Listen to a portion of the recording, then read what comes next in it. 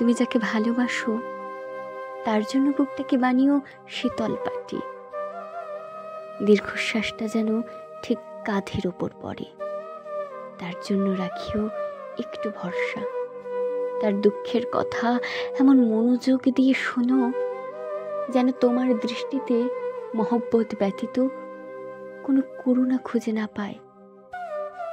পেটে হাত চাপলে আভাস দিও তার সমস্ত বিপদে তুমি ঠিক পেছনেই আছো, যেন তোমার হাত জোড়া তার সমস্ত মঙ্গলের প্রার্থনা হয়। তুমি যাকে ভালোবাসো তাকে বুঝতে দিও না তুমি দুঃখ দিতে জানো।